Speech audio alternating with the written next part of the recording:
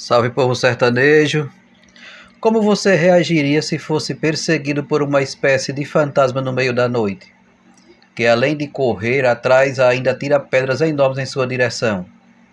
O caso que vou relatar aconteceu exatamente isso aqui na cidade de São Raimundo Nonato, nos anos 60, envolvendo um grupo de rapazes da época.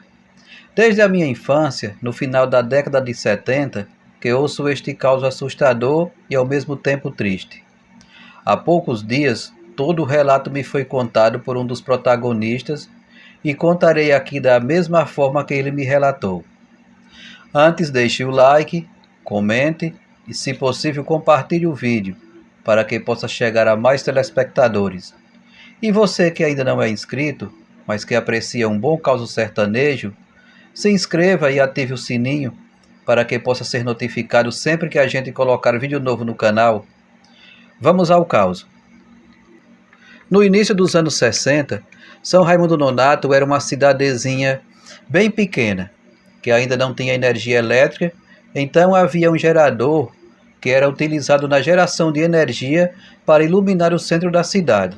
Porém, a iluminação era apenas até às 22 horas, quando o gerador era desligado e as ruas do centro ficavam todas na escuridão.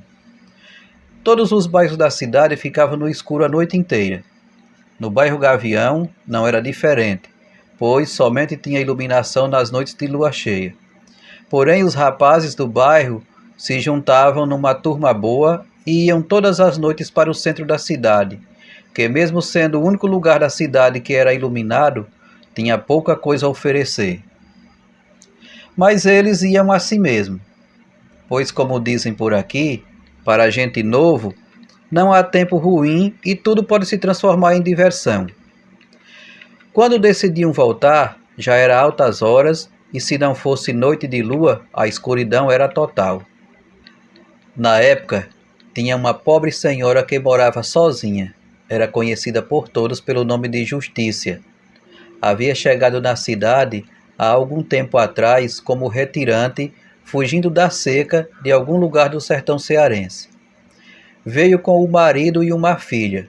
Se estabeleceram na cidade, esperançosos de que aqui pudesse ser o recomeço de uma nova vida. Porém, mais uma vez a desgraça se abateu sobre aquela pobre família. O marido daquela senhora adoeceu e morreu, ficando para ela apenas a companhia da filha, que também resolveu ir embora com um grupo de retirantes para nunca mais voltar, deixando aquela pobre mãe praticamente sozinha no mundo. Algum tempo depois, ela foi acometida de uma doença grave que a deixou totalmente impossibilitada de trabalhar e passou a viver da caridade dos vizinhos. Vivia numa casinha isolada, separada das outras residências. E se seu estado de saúde se agravasse no meio da noite, não tinha nem por quem chamar. Sempre que o grupo de rapazes voltavam do centro da cidade, às altas horas da noite, passavam por aquela casinha isolada para aperrearem aquela pobre senhora que, além de estar sozinha, era também muito doente. Aprontavam todo tipo de munganga, desde a imitação de roncos e uivos de animais, como também atiravam pedras em cima da casa.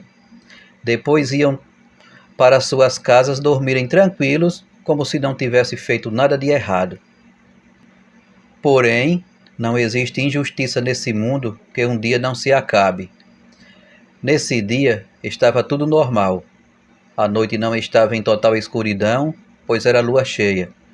Estavam retornando do centro da cidade e quando passavam pela casa da infortunada senhora, então pararam e começaram a traquinagem. Estavam atirando pedras em cima da casinha quando notaram que em um ponto distante da estrada vinha vindo uma pessoa. Mesmo com a distância, mas devido à lua clara no céu, dava para perceber que era um homem e que estava vestindo calça e camisa totalmente brancas. Decidiram abandonar a bramura que estavam fazendo e ir embora dali, antes que aquele estranho chegasse mais perto. Pegaram o caminho para casa. No entanto, notaram que o estranho estava caminhando mais rápido, como se pretendesse alcançá-los. Começaram a andar mais rápido, Mesmo assim, a distância entre eles e o estranho estava se encurtando cada vez mais. Já estavam assustados com aquela situação.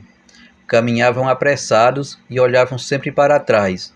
E foi justamente olhando para trás que perceberam uma coisa estranha naquele homem, pois além da roupa branca que vestia, também era bem alto, bem mais alto que qualquer pessoa que eles conheciam em toda a região. O medo tomou conta de todos, então começaram a correr, mas o estranho também iniciou uma carreira atrás deles, e já estava chegando perto. Contudo, na época havia por ali uma grande roça de carnaúbas, e para se livrarem do estranho, eles saltaram a cerca e correram por entre as carnaúbas. Foi então que ocorreu o detalhe mais estranho de toda essa história. Desde que entraram na roça, notaram que o homem havia abandonado a perseguição.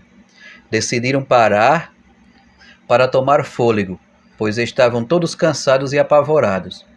Quando se preparavam para ir embora dali, uma coisa grande e pesada, como uma pedra, caiu bem próximo a eles. Logo veio outra e mais outra, seguida de tantas outras. Eles tentavam se proteger atrás dos troncos de carnaúbas, pois as pedras eram enormes e o espantoso era que naquela área inteira não havia pedras.